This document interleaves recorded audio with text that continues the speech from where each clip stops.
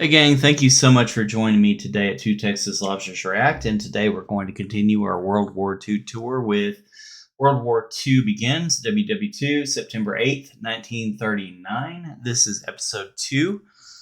And a little known fact about World War II, the U.S. was experimenting by tying incendiary devices to Mexican free-tailed bats and releasing them over Japanese-occupied cities in Japan.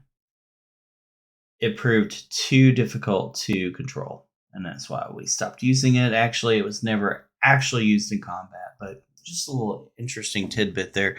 So without any further ado, let's go ahead and get into episode 2, World War II Begins. September 8th, 1939. Last week, Germany invaded Poland and a Polish-German war began. This week, in just a matter of days, it becomes a Second World War.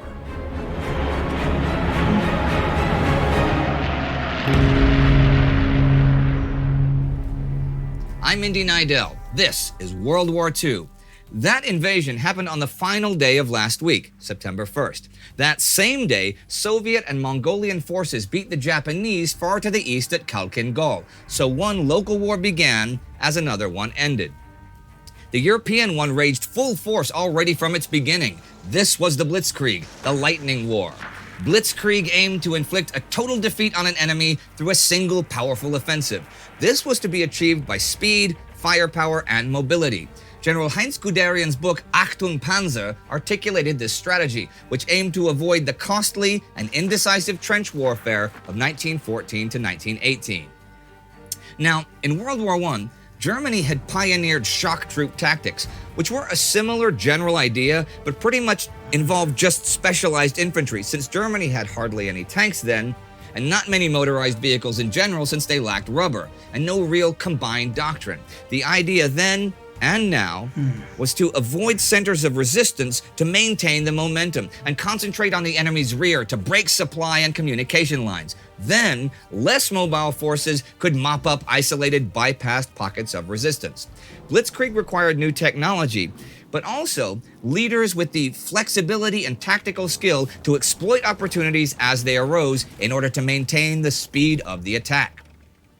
On the 2nd, Gerd von Rundstedt's Army Group South is already across the Warta River after a series of quick but costly battles near the border. Krakow is pretty near the front lines already by now. The Luftwaffe spreads chaos and terror in the rear. Since the Polish troops were deployed so far forward, as we saw last week, the German advance is now in their rear, preventing reserves from coming in and ruining Polish communications. Britain sends an ultimatum to Germany. It expires at 11 o'clock the 3rd, and when it does, Britain is at war with Germany. Australia and New Zealand declare war immediately as well. The French declare war on Germany before their ultimatum even expires. South Africa declares war the 5th. It will now be a world war with nations from 3 continents so far participating. On the 3rd... That is so frightening because we are experiencing the same thing right now with Russia and Ukraine and the countries that are wanting to enter the NATO alliance, and exactly the same thing has happened. Yeah. How do we avoid World War III? It's frightening. British Prime Minister Neville Chamberlain forms a war cabinet. Winston Churchill is First Lord of the Admiralty and Anthony Eden Secretary for the Dominions.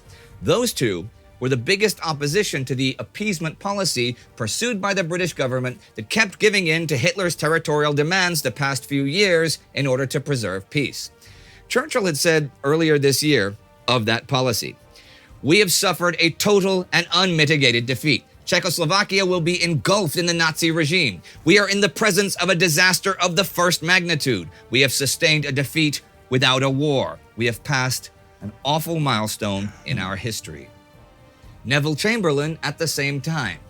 "My good friends, this is the second time in our history that there has come back to Downing Street from Germany peace with honor. I believe it is peace for our time." Well, Churchill was right, and peace is long gone. On the 3rd, Wilhelm List's forces are beginning to converge on Warsaw, and the Polish Łódź army is in retreat. The World War at sea begins as the SS Athenia is torpedoed off the northwest Irish coast by U-30, the German sub commanded by Julius Lemp. 112 people die, including 28 Americans. Now, Lemp and his crew mistake the Athenia for an armed merchant ship, but it had set sail before Britain's declaration of war with over 1,100 passengers. You might expect an American outcry, but American President Franklin Roosevelt broadcast a radio address to the American public saying, "Let no man or woman thoughtlessly or falsely talk of America sending its armies to European fields.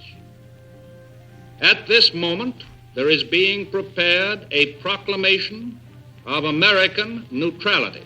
That neutrality is proclaimed on the 5th.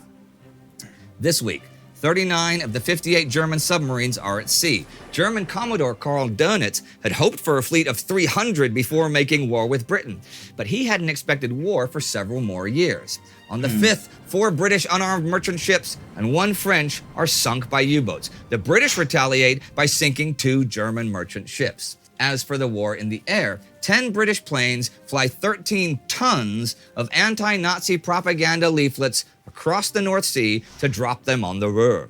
This is 6 million sheets of paper reading, "Your rulers have condemned you to the massacres, miseries, and privations of a war they cannot ever hope to win."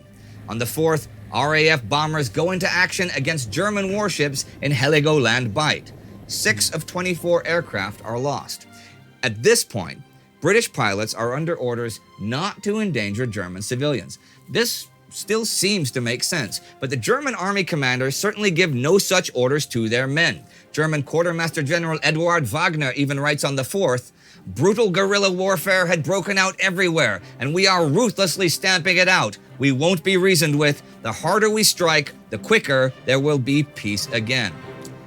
But it wasn't at all just the German army doing the striking.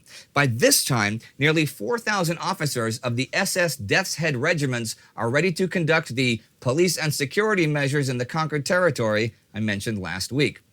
In fact, on the 3rd, Heinrich Himmler tells SS General Udo von Woyrsch to carry out radical suppression of the incipient Polish insurrection in the newly occupied parts of Upper Silesia. This is a bit bloodier than that sounds, since whole villages were, in fact, burned to the ground. I read in Martin Gilbert's The Second World War that in Truskolassy, they round up and shoot 55 Polish peasants. This includes a child of 2. 20 Jews are executed in the marketplace at Wierusov.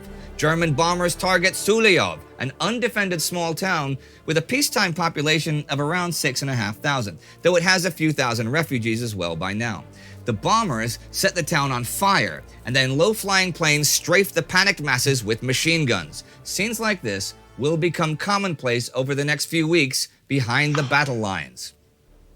2 wars raged simultaneously, one on the battlefront of armed men and the other in towns and villages far behind the front line. But it isn't just one-sided, just mostly one-sided. The Poles are plenty angry at anything that seems related to the invaders. This week, there are mass arrests of ethnic Germans who are believed to be a 5th column. On the 3rd, at Bydgoszcz, 1,000 German civilians are massacred, according to Max Hastings, after it's alleged they'd fired on Polish soldiers. Martin Gilbert says that the next day there, over 1,000 Poles are murdered. Wow, such tragedy, man. Oh, God. The 2-year-old being shot got me.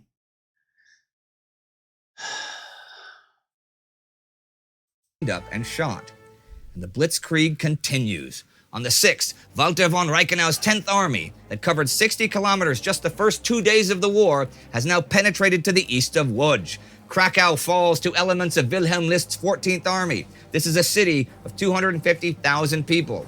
The Polish government and Army High Command leave the capital, Warsaw. They order the army to pull back to the rivers Narew, Vistula, and San. Within a day, the Narew defenders are ordered further back to the Bug.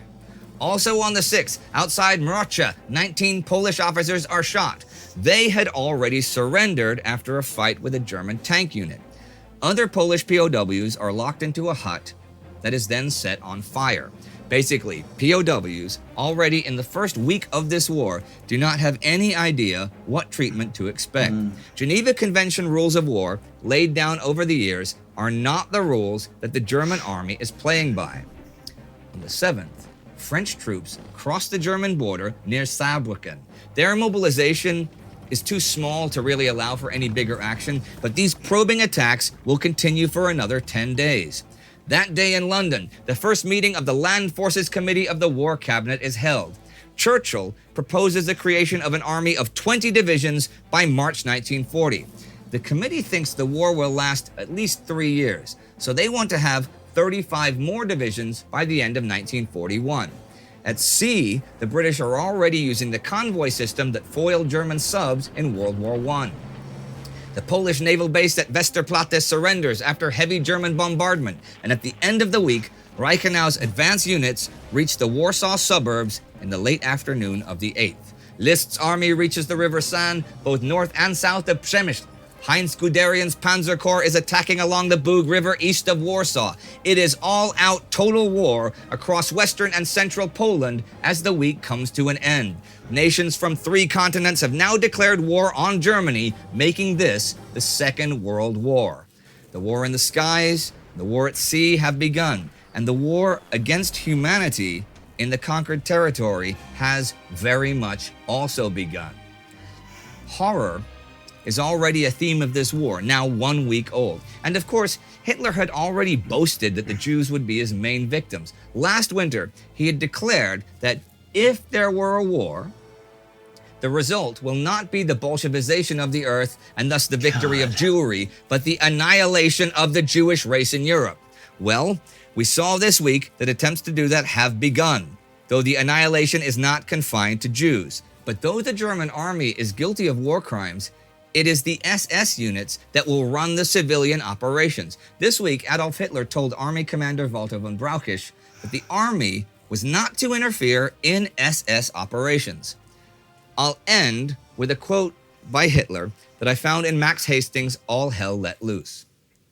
Genghis Khan had millions of women and men killed by his own will and with a light heart. History sees him only as a great state builder. I have sent my death's head units to the east with the order to kill without mercy men, women, and children of the Polish race or language. Only in such a way will we win the Lebensraum that we need.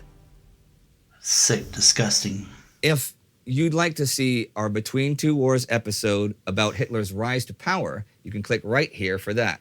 And please support us at patreon.com or timegoes.tv so we can make more maps, more episodes, more series, and more history. It is your support.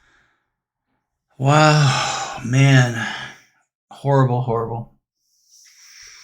Let me ask you, do you believe that World War III is inevitable? Put it down in the comments. What do you think? Do you think we're already there? Do you think that there are years to come before we see it? Do you think we won't see it all? At all? But, man, okay. Anyway, that was interesting and enlightening, but not lighthearted at all. A lot to take in, huh? Yeah, war is horrible. Why can't we all just, why can't we all just be happy on Earth together? Anyway, thank you so much, and I'll see you next time.